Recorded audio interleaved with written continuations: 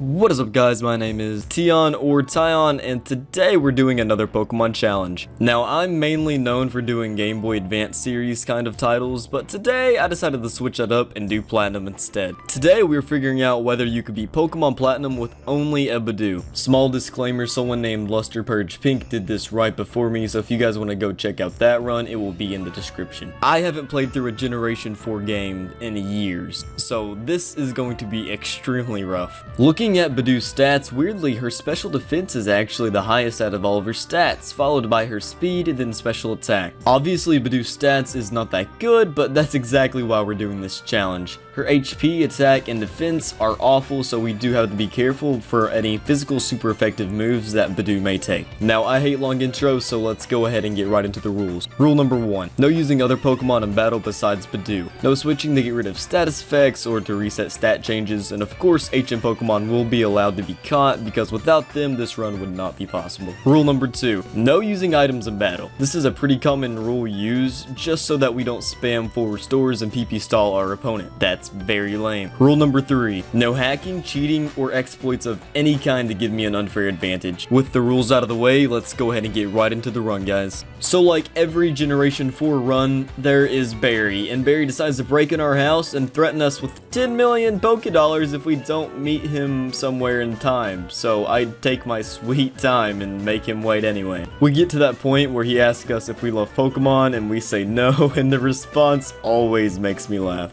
Eventually we do convince Professor Rowan that we absolutely love Pokemon, and Dawn brings a suitcase containing our starter Pokemon. Using the Pokemon Universal Randomizer, we go ahead and change our starter to Budew, and funnily enough it actually shows a picture of Turtwig instead. I'm hoping that it's still Budew, but I really don't know. We of course end up choosing Turtwig / Budew / whatever the heck this thing is. Immediately following that event, our rival gets super excited and challenges us to a battle straight away. I made sure to replace slot number 1 so our rival does get Chimchar, making this challenge extra hard. Budew's 2 starting moves are Absorb and Growth. Now, Absorb does literally nothing to Chimchar, and Chimchar hit us with a lot of Leers, and that makes Scratch do a massive amount of damage, and we end up going down. There's really nothing we could do at this point because obviously we didn't have any time to grind up, but for future rival battles we definitely will have to be overleveled. We then head over to Professor Rowan's lab, and he gives us the opportunity to give our newfound Pokemon a nickname, and of course I have to name it something awful. I'm so sorry. Enjoy Budew. Get it? Because it's Bud and then it's Dew and you say it together and it's Budew. Let me know in the comments out of a scale to 1 to 10 how bad is that nickname. After informing our mom that we're going on a deadly adventure and may or may not come back, she completely supports me as we go on our way. We find our way in Jubilife City, discover who this mysterious man named Luker is, and apparently he's part of the International Police Force. After collecting some coupons from clowns around the city, we are rewarded with the Pokitch. Yep. Eventually we do run into a rival again, but this time we are ready. This time we have grinded up a few levels, and I'm not really sure what he has at this point because I haven't played Platinum in forever, but I know I'm more than prepared. We are now level 14 and we have learned Water Sport and Stun Spore along the way. Believe it or not, Growth is going to be used throughout this entire run. Growth makes your special attack rise by 1 stage, and this is actually very useful because Budew really doesn't have that good special attack. Using our newfound move Mega Drain along with the few turns of Growth that we did, we're able to take out his Pokemon with ease. This is an extremely easy challenge, and the first gym is actually Rock type, so I know that we won't have a problem. Once we defeat our rival, we go ahead and head over to the gym straight away. Of course, the gym leader's not originally at the gym, she's in the mine and we have to go get her, but we skip all that and go straight to the gym fight. Now, defeating the trainers in front of her, I don't even save. I'm so confident that we have this battle that we go ahead and hop right into it. The first Pokemon that Rourke sends out is Geodude at level 12. I'm sorry Rourke, I thought you were a girl for 10 years, I just now realized that you're not. But getting right back into the battle, we just go ahead and use Mega Drain on Geodude, and of course it's enough to take it out, as her next Pokemon is a level 12 Onix, which also goes down to 1 Mega Drain. Next out, his next Pokemon is a level 14 Cranidos. Now Cranidos is an extremely strong Pokemon, but we are able to take it out with 1 critical Mega Drain,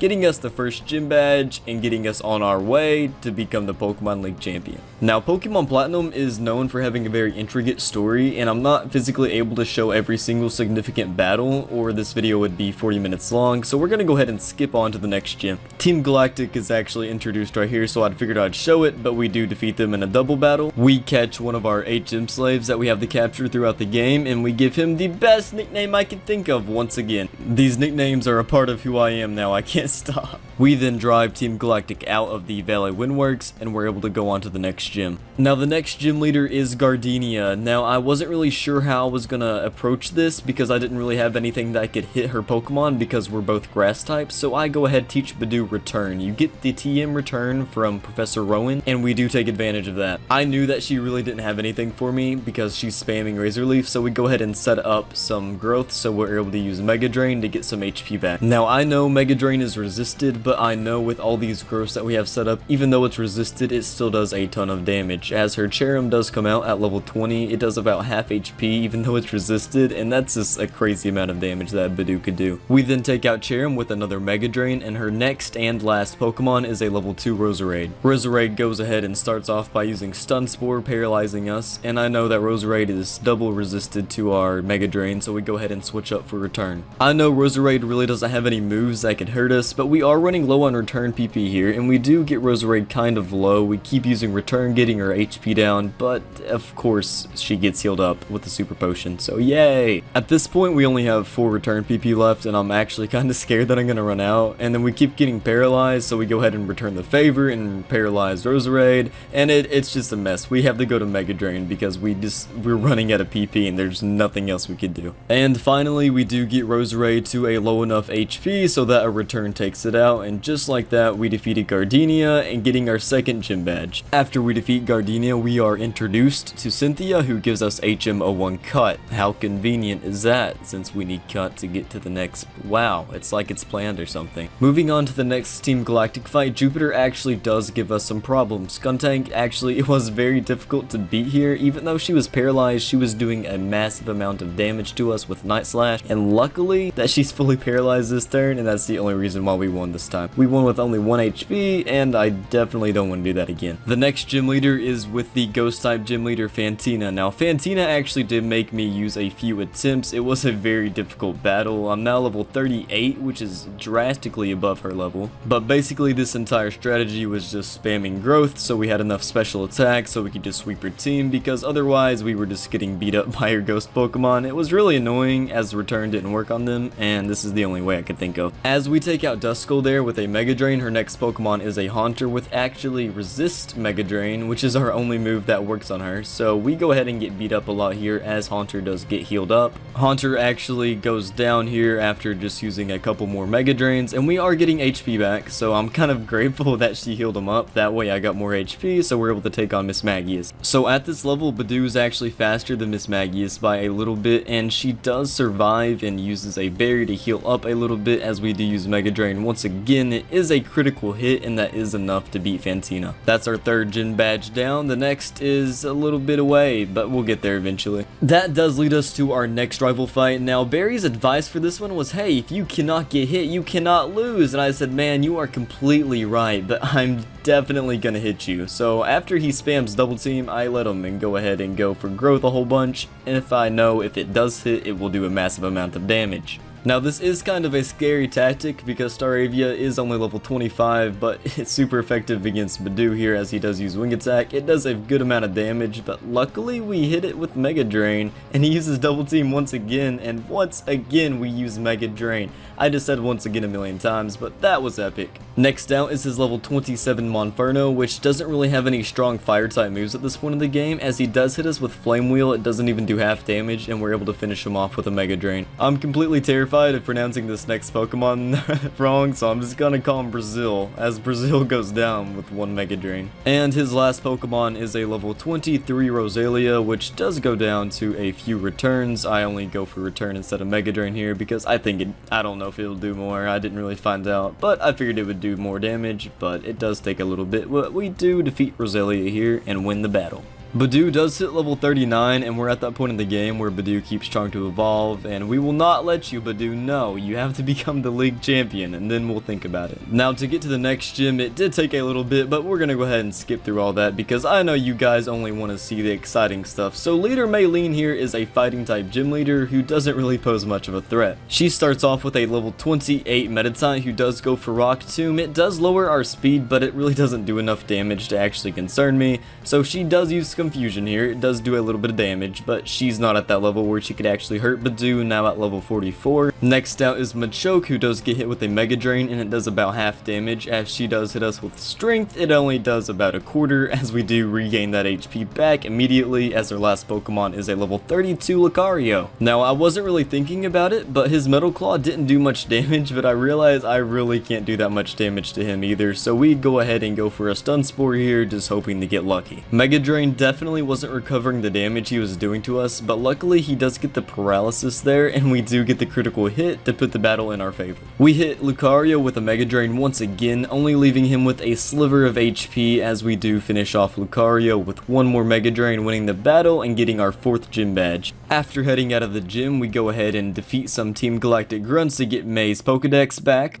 And as we're heading to our next gym, our rival pops up out of nowhere and wants to challenge us, and I really didn't expect it, so that was fun. So Barry's strategy was basically the same thing as last time, just spam a whole bunch of double teams, but we actually did have problems, as the Staravia is now level 34, he's doing a lot more damage. Now, we were not as lucky as last time, because we keep missing our stupid Mega Drains, and eventually we do end up hitting it twice in this run. This took several attempts. His next Pokemon is Monferno is level 36 and does go down to a couple Mega Drains, and his next Pokemon is Brazil. Now, Brazil obviously goes down to a super effective Mega Drain, and I know at this point that I've won. Roselia comes out at level 32, and we go ahead and use Return, which does about half HP, as we do hit Roselia with one more Return, taking her out and winning the battle. Now, after we defeat our rival, we have access to the next gym, which is luckily Water type, so I know Budew's not going to have that much trouble at all. Now, once finding our way past this stupid puzzle, we are faced with Leader Quake. Now, Quake does have water type Pokemon that are relatively strong. His Gyarados really wasn't the problem, it was the Floatzel after the Gyarados that knows Ice Fang. In order to take the Floatzel out, I knew I had to set up multiple growths on Gyarados here, as Gyarados' only really good move against us is Bite. After setting up 3 growths, we go ahead and hit Gyarados with a Mega Drain, doing a lot of damage and giving a lot of our health back. After Gyarados hits us with another Bite, one more Mega Drain is enough to finish him off. Now, next up is Floatzel. Floatzel does have Ice Fang for coverage, and it's extremely scary to Budew because it does a ton of damage. We are level 51, and taking that much damage from a level 37 is crazy, but we do manage to survive with 18 HP left and get a Mega Drain off Floatzel, killing Floatzel, and then using one more on Quagsire and winning the battle. I really didn't expect this to be a hard battle, but his Floatzel with the Ice Fang was extremely scary and super fast, so we had to be very careful of that, but after multiple attempts, we do win and get the Fin badge from Quake. On Route 210, we do find the TM for Shadow Ball. For some reason, Budew could learn that, and it's definitely going to help out throughout the run. Since Budew knows Growth, we're able to use Growth, and it raises our special attack, and Shadow Ball is a special attacking move in this game, so it's definitely going to be very useful. Once we arrive in Galactic Town, we do have a grunt that we easily take care of, and then we go inside. Once we're inside, we are greeted with Cyrus, who definitely causes us a problem. Literally all of Cyrus's Pokemon has moves that are super effective against Budew, so we had to get extremely lucky to win this battle. We did grind up a few levels just for this battle because Cyrus was absolutely destroying us, but finally we do get a lucky run and get everything we needed. We had to sacrifice some HP here to set up another growth, so we're able to one-shot Golbat, and his Murkrow was definitely a problem too. He uses Drill Peck and it almost takes us out, and that's what happened about 90% of the time, but this time we have just enough HP to get by. I thought that battle was hard enough, but I have no idea what's coming up soon. We receive HM03 Surf from Cynthia's grandmother, and then we head on to our next gym. I realized that I needed a HM slave, and fun fact, Bibarel could actually learn every single HM, so we catch Bibarel and give him the second best name I could think of. We soon arrive in Canalov City and have our next rival fight with Barry. Barry's Staravia evolved into a Staraptor, and he's still doing that stupid double team strategy, so I'm definitely not going to enjoy this. We eventually do land a Stun Spore and then go for Growth shortly after to raise our special attack.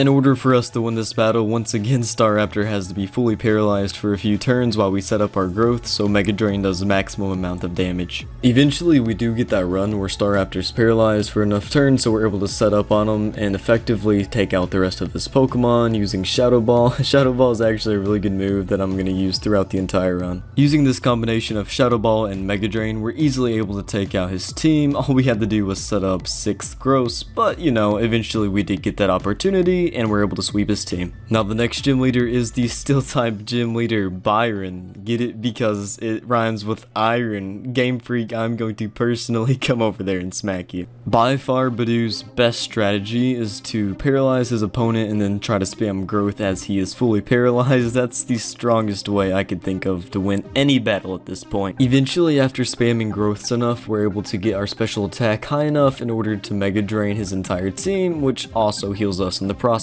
His next Pokemon is a level 38 Steelix who sets up Sandstorm, gets healed up, but it's okay, we're just healing ourselves up here as we do finish off Steelix with a Shadow Ball. Byron's last Pokemon is a level 41 Bastiodon who is able to tank a Mega Drain pretty well. Now luckily for us, this Bastiodon does really stupid stuff. He uses Iron Defense, which is completely useless, then he hits us with a Taunt and he just gives us the free win. That was pretty easy, that only took about 5 attempts. After defeating Byron, we have to head over to Iron Island and get the HM Strength from Riley. Fun fact, one of the best ways to grind in this game is to go grinding with Riley as he heals up your Pokemon's HP and PP along the way. We're definitely gonna come back to this later. We then meet up with Professor Rowan, Dawn, and Barry, and then boom, a bomb went off. I thought this was a children's game. Oh my gosh. Shortly after, we arrive at Lake Valor and we see poor Magikarp's flopping around, and I get very angry because I love Magikarp. We then run into Saturn and easily take him out with a few Shadow Balls. Once we take care of Saturn, we have to fly over to Lake Verity and take care of the Team Galactic grunts there. We eventually run into Mars and have to take her down, and after a few attempts we end up getting a critical Mega Drain to finish the battle. Making our way to Snow Point City, our next challenge is the Ice type leader Kansas. Now this battle did take a lot of attempts because we needed to set up a few growths in order to win this battle. Sneasel starts off by using Ice Shard and we return with a Stun Spore paralyzing Sneasel, and luckily she gets fully paralyzed so we're able to set up a growth.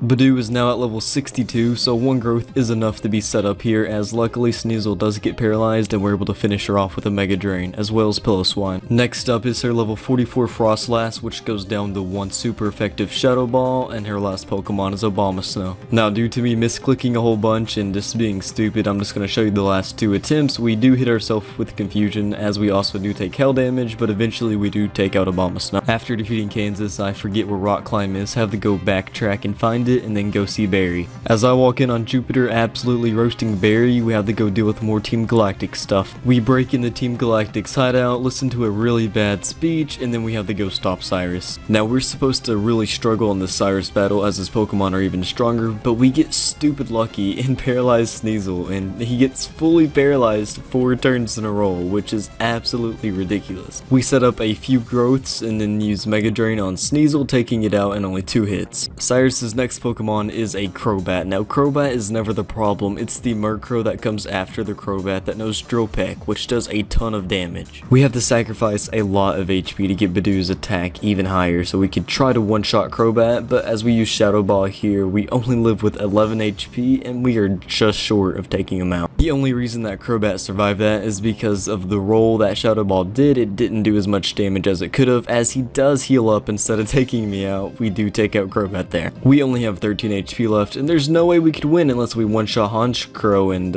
wow, okay, that was super lucky. Overall, getting super lucky in this battle saved me so much time, as this would have been an awful battle otherwise. We then have to go battle Saturn to try to free the legendary Lake Pokemon. Now this did take a few attempts to do, but eventually we do get set up enough that we're able just to Shadow Ball through his entire team. Honestly, this probably took as long as the Cyrus fight did, because we didn't get as lucky on this fight as we did with Cyrus weaknesses. So next up, Cyrus is trying to summon Palkia and Dialga and rule over space and time or something like that, and we have to stop him, but he has his stupid admins in the way, and Barry comes to try and help. Double battles are definitely really annoying, but eventually we do get through. I'm basically going to summarize everything that happens in the next 20 minutes in about 20 seconds. Cyrus made a red chain out of the mythical lake Pokemon, made it go swooshy swooshy, and then Dialga and Palkia appeared, and then Giratina said no. So basically, a portal to the Distortion world opens up, and then the lake Pokemon go in it, so we have to go in it, I guess, and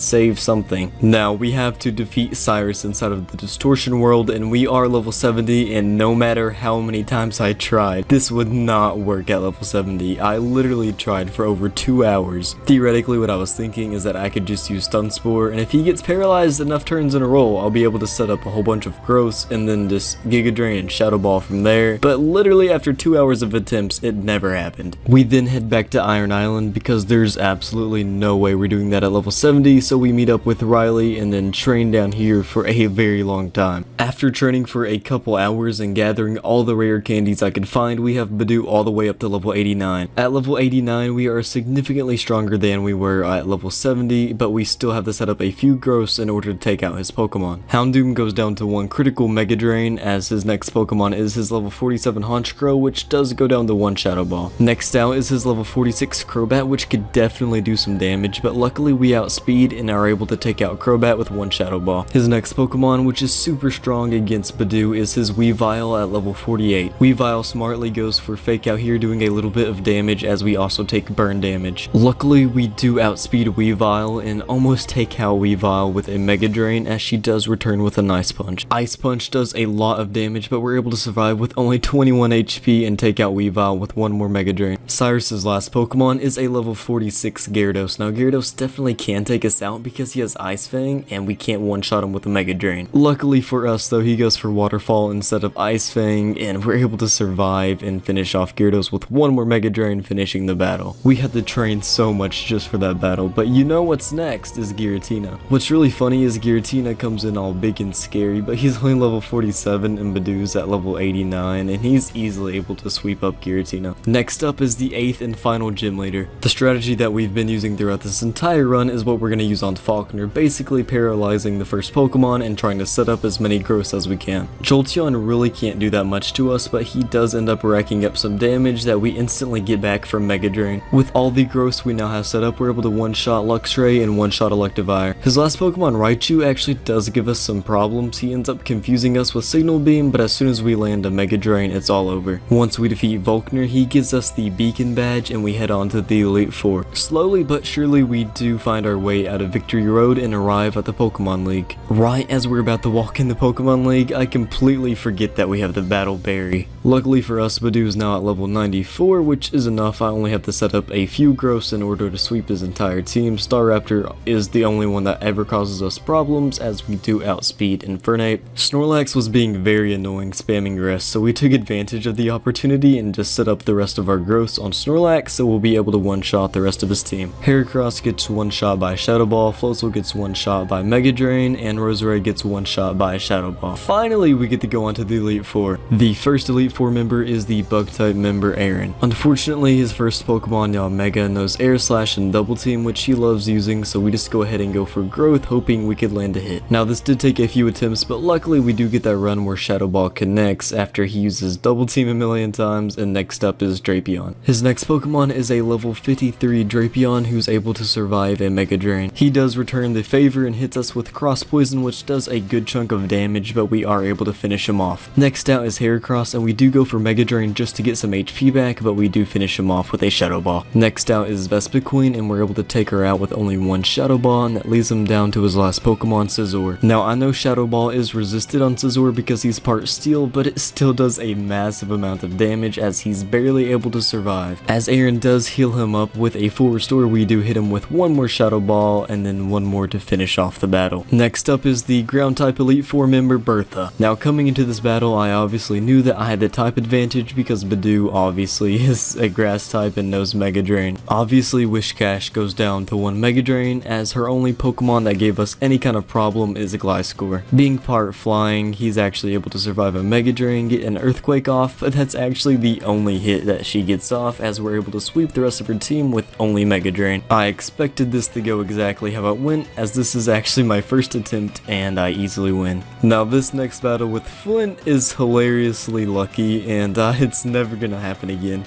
Basically, I needed just a couple of turns of Houndoom to be fully paralyzed so I could set up some growths, but he actually stays paralyzed for 4 turns straight, which is just hilarious to me. We do use Shadow Ball and it's resisted, so he's able to tank it, but of course he's still paralyzed, as Flint does use a full restore, and we're able to finish him off with 1 more Shadow Ball. Now that we have a lot of growth set up, we're just able to spam Shadow Ball, and it does take out every single person on his team in only 1 hit. Somebody please nerf Budew, she's too strong. Next up is the Psychic type Elite Four member Lucian. Now of course Budew does have Shadow Ball, as we've been using that throughout the entire run, so we do set up about 3 growths here and we just spam Shadow Ball. Budew is only level 95 and it is a Budew, so it's extremely funny seeing Budew one-shot an Alakazam with Shadow Ball. Luckily Budew didn't get hit with a Psychic or we would be in some major trouble, but we do manage to finish off Lucian, and next up is Cynthia. Now this battle was almost as bad as the Cyrus one in the Distortion world. This battle was completely based on luck. We do start off by using Stun Spore, as Spiritomb does go for Psychic. Now Psychic doesn't do that much damage, but over time obviously it does rack up. We do get super lucky and finished off Spiritomb with a critical Mega Drain. Now Togekiss was definitely the main problem here. We really couldn't do that much damage to Togekiss, and we really couldn't afford to set up any more growths. Now we do get pretty close here, but of course Cynthia uses a full restore, getting Togekiss's health all the way back up, curing paralysis and making me super depressed. Now we do get pretty lucky here, as Togekiss gets fully paralyzed and we're able to do just a little bit of damage each turn, as she does hit us with a super effective Air Slash. Next Togekiss does something really stupid and goes for Aurora Sphere instead of Air Slash, which makes us be able to finish off Togekiss with 1 more Mega Drain. We got the biggest threat out of the way, but we only have 26 HP and Garchomp cannot be one-shot unless we crit. No, we do not get a crit here unfortunately, but Garchomp misses his Dragon Rush and that makes us be able to finish him off. Now I genuinely do not know how to win this battle any other way besides extreme luck,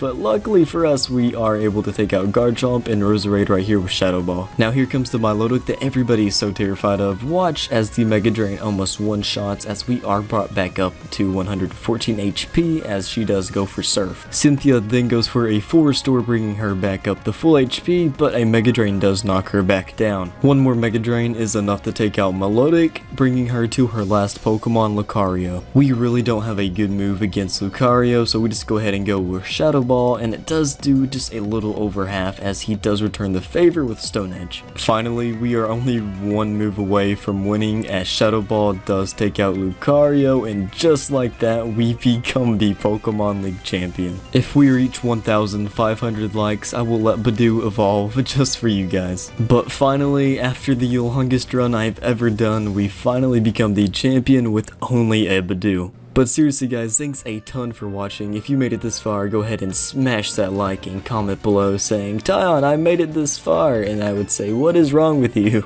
But seriously guys, I appreciate each and every one of you. If you want to see more content like this, make sure to hit that subscribe button below. As Budew is being recorded in the Hall of Fame, we will forever remember Budew as being the best grass type in Gen 4. Thanks for watching guys, and I will see you guys in the next one.